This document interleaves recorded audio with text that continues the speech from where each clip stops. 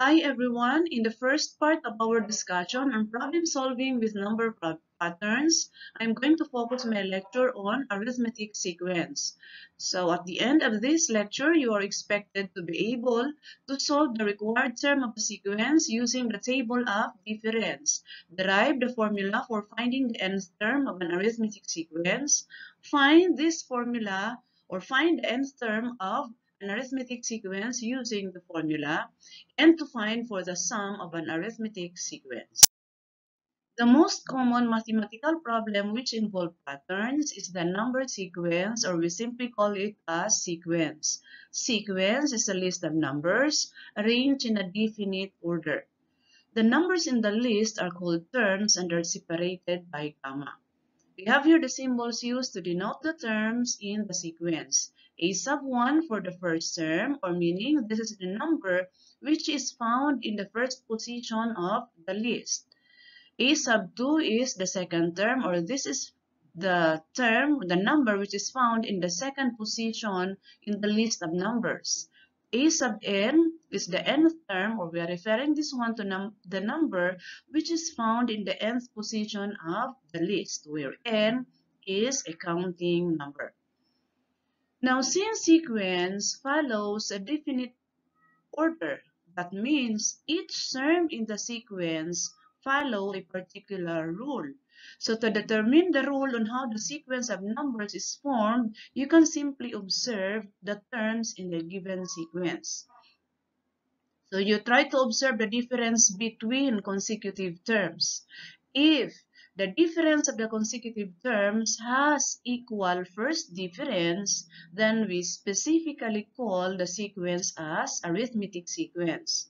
Now, if the first difference or the difference between the consecutive terms are not equal, then you try to proceed to the difference of the first difference, or we call that one the second difference of the sequence. So if still you cannot obtain equal second difference, you can continue to any desired level of difference. Now, if indeed you end up with no equal differences in any level, then you try to find out if maybe the terms in the given sequence have, or the consecutive terms have, equal ratio. So if the ratio between consecutive terms are equal, then we call the given sequence as geometric sequence. Or you try to find out if the reciprocal of the terms of the given sequence form an arithmetic sequence. If so, then the original sequence will actually form a harmonic sequence. So in the next slides, I will be discussing how to solve arithmetic sequence, geometric sequence, and harmonic sequence. Let us solve the problem. Find the next two terms of the sequence whose first four terms are 5, 21, 34, and 44. So we start our solution by observing the difference between the consecutive terms in the sequence. So we have here 5, 21, 34, and 44, and we are required to find the next two terms. So starting with the first difference, 21 minus 5 is 16. 34 minus 21 is 13. 44 minus 34 is 10. So you will notice that the first differences of consecutive terms in the sequence are not equal. So let us try to continue observing the second difference. 13 minus 16 is negative 3. 10 minus 13 is negative 3. So having found now that the second difference are equal, to find for the next two terms, we are going to start from the second difference. So if we have in here equal differences, which is equal to negative 3, the next difference of the terms in the first difference should also be negative 3. So we add negative 3 to 10 to obtain 7. And we continue to find for the next term in the original sequence, 7 plus 44 is 51. Then we start again from the second difference, which should be negative 3. We add it to 7, that gives us 4. And 4 plus 51 is 55. So we have now the complete terms, 6 terms in the given sequence. We have 5, 21, 34, 44, 51, and 55. Let us solve the problem to find the fifth term and the 10th term of the sequence whose first four elements are 7, 11, 15, and 19. So we start our solution by observing the difference between the terms. So we have 11 minus 7 is 4, 15 minus 11 is 4, 19 minus 15 is 4. So you will notice that the difference between the given terms in the sequence are equal to 4. So therefore, the next term may be obtained by adding 4 to the preceding term. So we add 4 to 19, it gives us 23. The fifth term then in the given sequence is equal to 23. And since we are required to find for the 10th term, so the process continues. So we add again 4 to 23, it gives us 27. 4 added to 27 gives us 31. 4 added to 31 gives us 35. 4 added to 35 is 39. And 4 added to 39 is 43. So let us try to count. We have now the first term, second, third, the fourth term, fifth term, sixth, seventh, eighth, ninth, and the 10th term in the sequence, therefore, is equal to 43. As I mentioned, the sequence whose first difference are equal is called an arithmetic sequence, and the equal difference between consecutive terms in the arithmetic sequence is called the common difference denoted by D. So based from this definition, we say that each succeeding term is obtained by adding the common difference to the preceding term. Now, in our previous example, we were required to find for the 10th term in the given arithmetic sequence. So what we did, we manually add 4 into each preceding term to obtain the succeeding term until we obtain the 10th term. So we can do that if n is small, but we will be taking time if n is quite a large number. So what we're going to do now is we derive a formula in finding for the nth term of an arithmetic sequence. So based from its definition, if we denote the first term as a sub 1, then the second term, a sub 2, will be equal to the preceding term, which is a sub 1 plus the common difference d. The third term can be obtained by adding again the common difference to the preceding term, which is a sub 2. So we have a sub 3 is equal to a sub 2 plus d. But since we already have the value of a sub 2, which is equal to a sub 1 plus d, then we can substitute that one in here. So we have a sub 3 is equal to a sub 1 plus d plus this common difference d. Simplifying, a sub 3 is equal to a sub 1 plus 2d. A sub 4 or the fourth term denoted by a sub 4 can be obtained by again adding d to the third term. So we have a sub 3 plus d, but since we already found the value of a sub 3, which is equal to a sub 1 plus 2d, we substitute that one in here, plus this d, so we add d, simplifying a sub 4 is equal to a sub 1 plus 3d. So you will notice now, if you're going to observe the second term, third, and fourth term, each term follows a pattern. So you look at this one. A sub 2 is a sub 1 plus 1d. A sub 3 is equal to a sub 1 plus 2d. A sub 4 is equal to a sub 1 plus 3d. So you will notice that each nth term follows a pattern and that it is equal to the first term, a sub 1 plus n minus 1 times d. So we have now a formula for the nth term of an arithmetic sequence. A sub n is equal to a sub 1 plus n minus 1 times d. Let us solve this sample problem. Find the fifth term, 10th term, 31st term of the sequence 7, 11, 15, and 19. Okay, so we start our solution by trying to observe the difference between the terms. So 11 minus 7 is equal to 4. 15 minus 11 is equal to 4. 19 minus 15 is equal to 4. So you will notice that succeeding terms or consecutive terms have equal difference. We call this equal difference as the common difference, that is, D is equal to 4. And we have the formula for the nth term of an arithmetic sequence. We have a sub n is equal to a sub 1 plus n minus 1 times d. Now, we are required to find for the fifth term.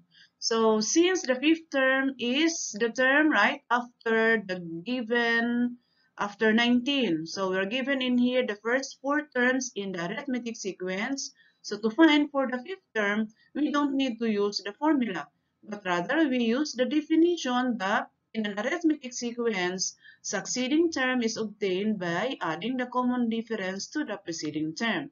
And so we have our a sub 5 is equal to a sub 4, which is 19, plus d, which is 4. So a sub 5 then is equal to 23. To find for the 10th term, we use this formula for the nth term. So our a sub 10 is equal to a sub 1 plus 9d. So take note, the coefficient of d in the formula is n minus 1. So if we are required to find for 10, the coefficient of d is 9. So substituting values, a sub 1 is equal to 7, then 9, d is equal to 4. The 10th term then is equal to 43. So to find for the 31st term, then we shall have a sub 31 is equal to a sub 1 plus 30d. The coefficient of d is n minus 1. So substituting values, a sub 31 is equal to 7 plus 30 times 4. And that will give us now 127. This is the 31st term in the arithmetic sequence given the first four terms, which are 7, 11, 15, and 19. Problems which involve number sequence do not just involve finding for the nth term of the sequence. In most cases, its application involved the sum of the terms of an arithmetic sequence. So we call this sum of the terms in the arithmetic sequence as arithmetic sum or arithmetic series, denoted by the symbol S sub n. Okay, so we are going to derive a formula in finding for the sum of the terms in the arithmetic sequence. Given the terms in the arithmetic sequence, the first term is a sub 1, a sub 2, a sub 3, then we have other terms in between. The second to the last term is a sub n minus 1, and the last term is a sub n. And given also that their common difference is d. Okay, so if we are required to find for the sum of the given arithmetic sequence, then our S sub n will be equal to the first term plus the second term plus the third term plus the fourth term plus all the other terms up to the second to the last term and then the last term. So we have now the sum of the terms in the arithmetic sequence. Now we have already derived the formula for each of the term in the arithmetic sequence, which can be expressed in terms of the first term and the common difference. So let us try to substitute each of those terms. S sub n is equal to a sub 1. A sub 2, we know that is equal to a sub 1 plus d. A sub 3 is a sub 1 plus 2d. A sub 4 is equal to a sub 1 plus 3d. Then we have plus the other terms. Then we have here a sub n minus 1 is equal to a sub 1 plus. We have here the coefficient of d is n minus 1. This is n minus 1 minus 1, giving us n minus 2 times d. Then for the last term, a sub n, we have a sub 1 plus n minus 1 times d. This is now the sum of the arithmetic sequence a sub 1 to a sub n added starting from the first term to the last term. Okay, so similarly, this same arithmetic sequence may be written starting from the last term as a sub n, then a sub n minus 1, a sub n minus 2, then up to the first term a sub 1. In the original given sequence a sub 1, a sub 2 up to a sub n, we have already derived a formula expressing each of the terms in the arithmetic sequence in terms of a sub 1 and the common difference d. So this time let us try to derive a formula how to express each term in the arithmetic sequence starting from the last term and the common difference. So the last term is denoted by a sub n. The second to the last term is denoted by a sub n minus 1, and we can obtain the second to the last term by subtracting this time the common difference from the last term. The third to the last term can be denoted by the symbol a sub n minus 2, and this can be found from the second last term or subtracting the common difference from the second to the last term. So that is equal to a sub n minus 1 minus d. Since we already have this value of a sub n minus 1, we can substitute that one in here. That will give us now a sub n minus 2 is equal to a sub n minus 2d.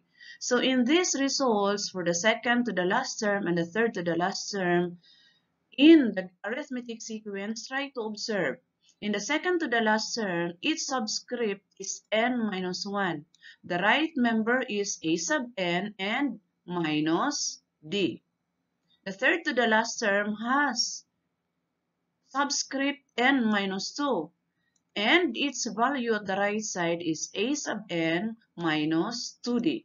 So you will notice in here that the subscript of the number of the term is being used in its value at the right side. Okay, so the fourth to the last term will be denoted by a sub n minus 3, and using the pattern that is described in the preceding terms, the a sub n minus 3 is equal to a sub n minus 3d. So this one becomes the coefficient of d at the right side. So that for the third term in the given sequence is a sub 3. So our a sub 3, if we want to express that one in terms of a sub n, the subscript 3, take note, can be expressed as n minus 3. Notice that if you are going to simplify the n minus 3, it gives us 3. So using the pattern described in the preceding terms, a sub 3 then, which is a sub n minus 3, may be expressed as a sub n minus the quantity n minus 3 times d. And the second term, which is a sub 2, can be expressed as a sub n minus 2. And that will be equal now to a sub n minus the quantity n minus 2 times d. And the first term, which is denoted by a sub 1, this can be expressed as a sub n minus the quantity n minus 1. Therefore, in terms of a sub n, this is equal to a sub n minus the quantity n minus 1 times d. So take note that the arithmetic sequence starting from a sub 1, a sub 2 up to the last term a sub n must have the same sum if you're going to add the term starting from the last term going to the first. Okay, so the sum of the sequence starting from the last term will now be equal to a sub n plus a sub n minus 1 plus all the other terms and so on up to the first term. Let us now consider the sum of the sequence starting from the first term. So we have s sub n is equal to a sub 1 plus you have the second term up to the last term. And the sum of the sequence starting from the last term a sub n up to the first term. So since we are going to find for a formula for the sum of the sequence, so we can work on these two equations. So adding equations 1 and 2, it will give us now 2s sub n, and at the right side we add corresponding elements. So in the first term we have a sub 1 plus a sub n, it gives us this. The corresponding second terms, you will notice that these two terms, positive d and minus d, cancels out. So what is left is another a sub 1 plus a sub 2 n.